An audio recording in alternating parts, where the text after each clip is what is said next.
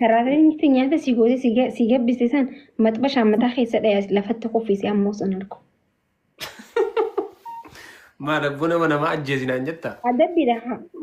Hai.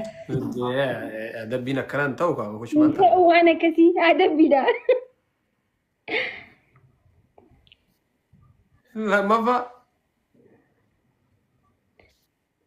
Lamaffaa immoo haa dhuftu as. Ishii sadaffaa? Sadaffaa ol maddii ta'a. Suuraa isin kaasa uummanni Oromoo hundi aadaa gudii. Bareeddu kottu kaa.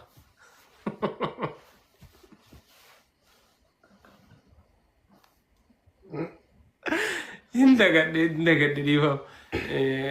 Kottu kaasii. Ol bira taa'aa jedhanii.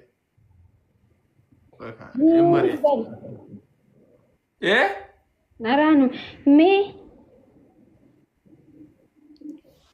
Ogaa mari'annaa xiqqoo inaasaan itti. Shamsuu.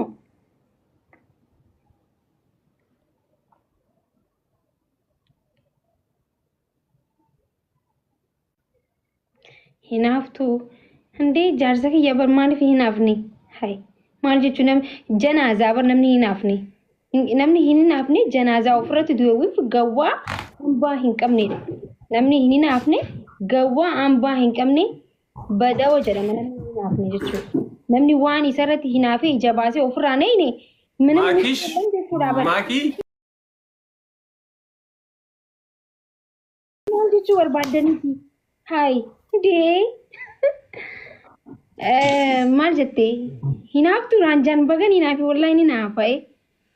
In saarfatti. Miidiyaan dhufu. Oh maasha Allah Allahu akbar. Hin saalfatti? Inditti. Injiraami.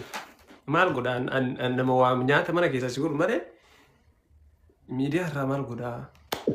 Kai hinaafaan aynata lamaa jira. Hinaafuu keessa nama ajjeesuuf nama balleessuuf yaaddutu badaa malee hinaafaan jaalalaa badaa miti shi. Ka jaalalaa immoo kan hinaafne namummaa keessa hin jiru. Ka garuu nama hinaaffaa keessa nama balleessuu dawaa nama godhuu nama ajjeesuu deemu suni mujrimummaa jedhama hinaafummaan jedhamu. Okay hin mijaa'uu fi amma. Xiqqoo in saarfatte jechuun in saarfatte gara miidiyaa kadhataa jiru. Ana sodaatte. Jechuun uummatuma sodaatte. Sillee in sodaatte saarfatte. Nyaanni siitee garuu ni.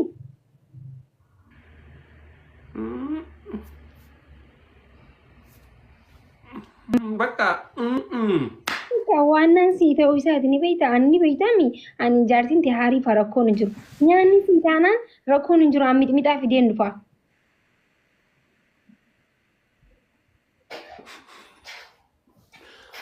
Maal goona mixaa? Manni isinis hundi keessanii waliin balbaltan haa.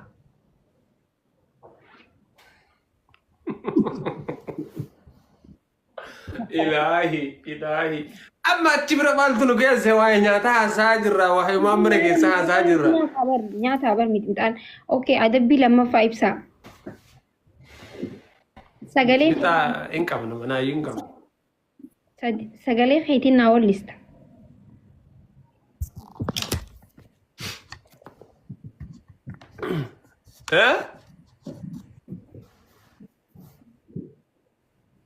Waan si ajaa'ibu sagaleen isiifaa muuziqaa irratti kajaa'ibaati. Oh waanuma isii haasofna jechuudha har'a. No jechuun akka tasaa isii kushiinaa keessatti sirbitu dhaga'ee sagalee isii sitti himuu barbaadeetti waan biraati miti.